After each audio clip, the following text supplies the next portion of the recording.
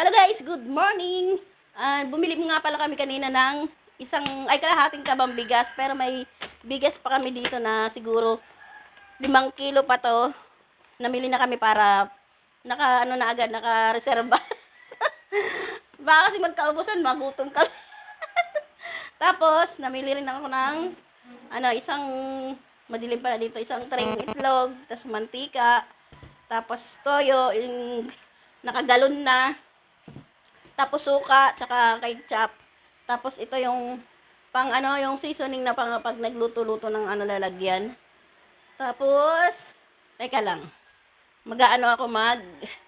Magsasalin ako dito sa mga lagayan. Teka lang, dito ilagay natin. Yan. Salin ko tong yung kasi yung pinagsalina ni Mang Roning kape, ang liit. Ayan. Hindi nagkasya ito. Namili kaming ganito para pang matagalan na. Kaya lang, yung pinagsalinan niya, maliit. Tapos may natira dito. E di, lang to. Matutuyo lang kapag hindi sinalin. Kaya, ito isasalin ko. Hindi niya siguro nakita na may lagayan dito sa tabi. Yan. Salin natin to. Kaya ganito malalaki na yung yung kinuha para hindi na pabalik-balik sa sa tindahan. O di ba nagkasya? Tapos isalin ko to. Mahugasan na lang. Yan. Kasya naman dito eh. Hindi naghanap ayun tuloy, may tira. Ayan sayang naman. Mamaya na lang pag nagkape. Ayan. Pag nagkape mamaya, lagyan na lang ng mainit na tubig. O, di ba nagkasya? Ito talaga si Mang Ronnie. Tapos, salina natin yung isa ko pang lagayan.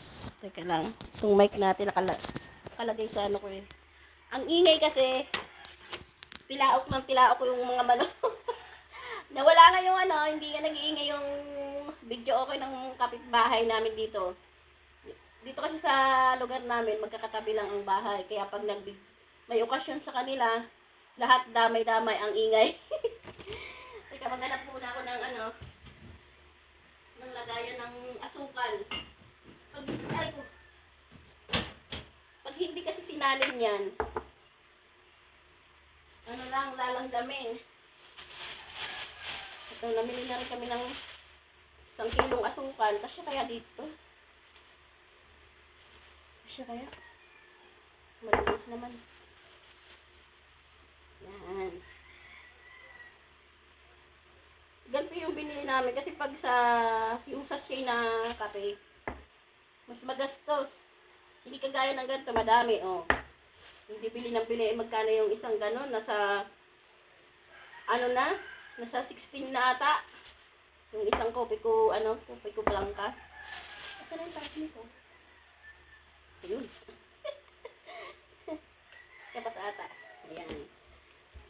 Oh, di ba? Safety na. Na lang ang ito kasi wala nang laman, no? Ay, isalin ko pala dito kasi to. Isa naman ilagay ko dito sa sa ref, tigas. Kagaya nung binili akong asukal, may natirang kalahating plastic din ganito. Ilagay ko sa loob ng ref, nanigas. Ayan, tapon natin itong basura mamaya. O, diba? Safety na itong mga Ito lang.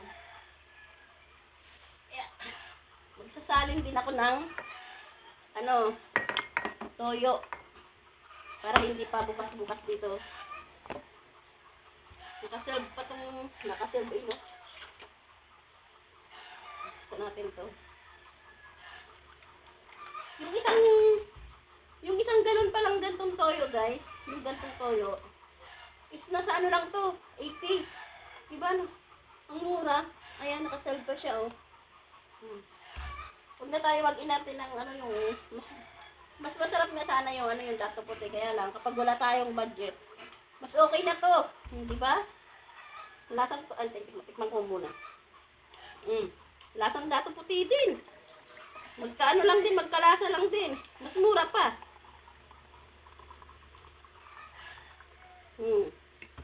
Oh, di ba?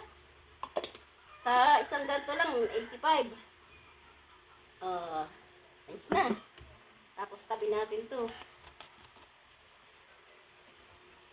Hindi natin maubos ng isang buwan to. Tapos ito rin yung suka, mas mura to. Nasa 50 lang to guys. Yan, salinan din natin to. Magkikit na mga lagayan ko ng mga mga toyo, suka, tapos patis, tapos mantika.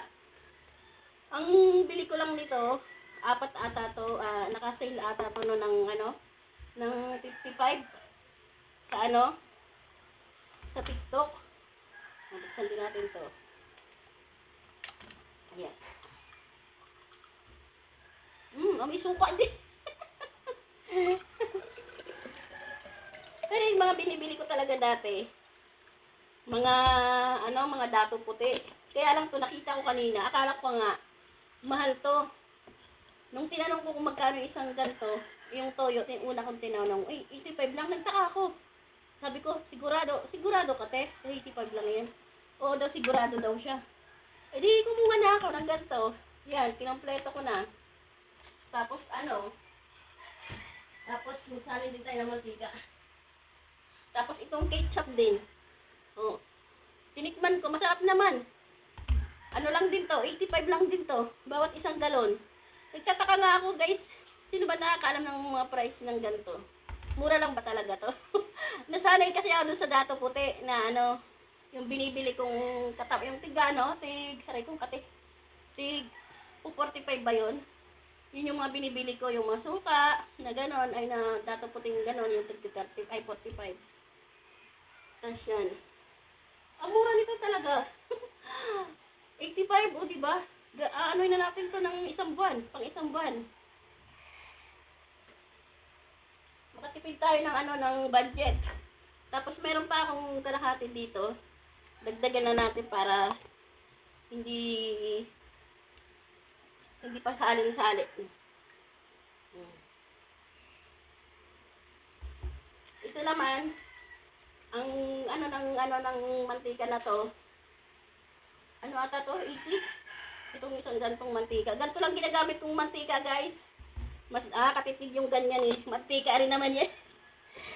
Ipampiprito lang naman, panggigisa. Pag wala tayong pang budget, okay na ito yung mga ganto-ganto lang. Pero kung nakaka-LL naman tayo, di ba? Mas mahal, di ba? Hindi. Mas okay na yung ganto para tipid. Kahit na ba mayroon tayo, mas okay na yung ganyan yung bilihin natin. Tapos yung lang muna. Ilagay ko muna tong makita nyo yung tapos guys, wala na kaming gasol kaya tingnan nyo yung namin, takore. Sa kami lang na painit ng tubig doon sa labas sa kahoy. Ayos natin tong dito. Yung organizer ko dito. Ayan, muna natin to. Itong ko, kumpleto to eh.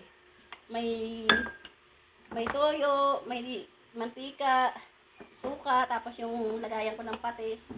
Kaya lang nandoon, wala pa tayong mailalagay na patis. Ayan, nakalagay na sila. Tapos itong mga ko, hindi ko alam kung saan ko pagsisiksik yan mamaya. Maghahanap ako ng mapaglalagyan. Tapos itong itlog. Ayan, isang tray to. Ang isang tray na ganito, lang to guys dito, 130 lang to. Mura, di ba? Ganyan yung mga size niya, oh. Magkano lang yan. Pero sa iba ang mahal eh. Ilagay ko nga siya dito. Para, hugasan ko sana, kaya lang. Pero medyo, parang malinis naman siya. Lagay natin siya dito. Pag nilalagay kasi sa loob ng rep, yung itlog, hindi basta-basta siya nasisira. Hindi kagaya pag naka lang dyan, nakatiwangwang, mabilis masira yung itlog. Magugulat ka na lang pag crack mo eh. Hindi na pala maganda lutuin. Tapos yung iba, dito na lang. lalagyan. Dito na lang siguro siya muna. Tapos, dito na lang sa gilid. Natapon ko lang tong kape ko dito. Tapos may nakababad pa pala akong ano doon. Karne. 3 kilong binili kong laman. Tapos yung 2 kilo, gagawin ko siyang tosino. Tapos yung ano, yung 1 kilo, bali 4 yun eh. Yung 3 laman. Tapos yung isa, ano, ribs. Magsisinigang siguro ako or mag-aadobo na lang. Tapos yung 2 kilo doon, gagawin kong ano, kusino, gagawa ka ng rice itong kusino. Mamaya papakita ko sa inyo kung paano gumawa ng ano, tusino. Napakasimple lang naman nun gawin. So ito na nga, papakita ko sa inyo yung gagawin kong ang tusino. Tapos guys, ito, nahugasan ko na siya. Tapos nababaran ko na siya ng kunting ano, bitchin, tsaka asin. Ito nga pala yung gagawin kong tusino. 2 kilo. Tapos inano ko na siya, kinapchap. Napaos.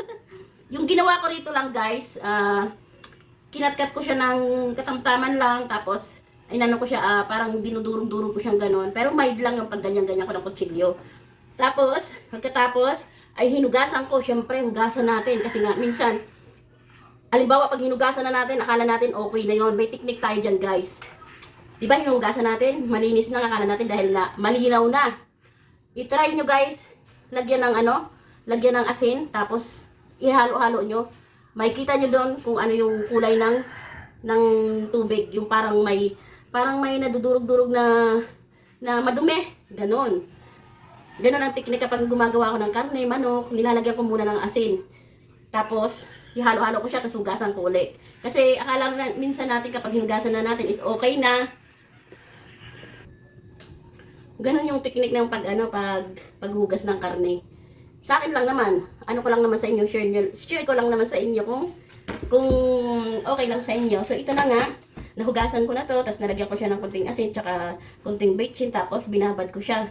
Tapos ang gagawin nito natin guys, meron akong ano dito, calamansi juice, ayan. Pagsasama-samahin lang natin, tapos bumili kami kanina ng soft drinks, para di na bumili, nag-ano ako dito, nagtabi ako. Lagyan natin lang siya ng Coke, para mas lalo masarap. Tapos, ang tigas. Ang tigas. Tapos asin. Ay, asin. Yung asukal natin. Tapos tansyahin lang natin. Tapos syempre ay suka.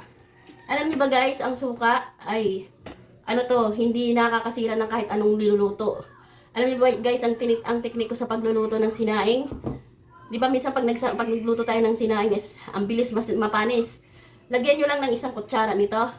Kahit 2 araw, 3 araw yung sinaing nyo, hindi mapapanis. At kahit anong niluluto ko, lalagyan ko lang ng konti nito. Parang ginaganong-ganong ko lang, oh. Kahit parang kalahating kutsara lang, malagyan lang yung niluluto ko. Hindi nasisira. So yan, lagyan natin ganyan. Tapos lagyan natin ng toyo. Yan. Tapos, siyempre, yung bawang natin, ilagay natin. Tapos, ang ating nadurog na pinong paminta na durog. Ayan. 2 lagyan natin para mabango ang ating tosino. Tapos, lalagyan ko lang siya ng ketchup. Wala kasi tayong pang pula yung aswiti. Ayan. Lagyan natin yan. May ako. Mamaya. Tapos, halu-haluin lang natin. Ayan. Aswiti sana ilagay natin. Aswiti. Ilagay natin. Naalala ko yan guys, yung aswiti na yan. Nung bata pa ako. Pinaglalaroan namin yan, dinidikdik namin, ginagawa namin lipstick. Tapos, sarap. Depende sa natin yan guys kung ano yung gusto nating lasa. Basta yun lang ang nilagay ko dito. Yung simpleng recipe. Tapos, ibabad na natin yung karne natin. Malinis yung kamay ko guys. Ayan, malinis. Malinis. Tapos, ilagay natin dito. Ayan.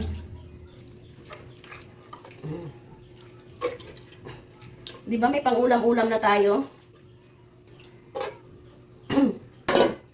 May pang baon-baon yung mga anak natin. At least sarili natin gawa. Oh, ganda ng kulay, di ba? Sarili natin gawa. Alam natin na malinis yung ipapaulam natin sa mga anak natin na tosino. Hindi naman sa inaano ko na madumi yung mga gawang ano. Di ba mas maganda na rin yung sarili natin gawa at matututo pa tayo. So, ayan lang. Ganyan lang. Tapos, itabi lang natin sa loob ng rep. Pag magluluto tayo ng ano natin, kahit pa ilang ano lang. Oh. Hindi na tayo mag-iisip ng bili doon, bili sa ganito. Tsaka sarap terno sa ano sa tosino guys. Ano ano ba to? Kamatis. Di ba? Tapos kamatis, tapos pulang itlog. Alam niyo ba guys, natikman niyo na ba yung pulang itlog, kamatis, sibuyas?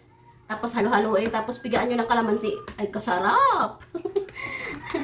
I-try niyo guys. Pagkasarap.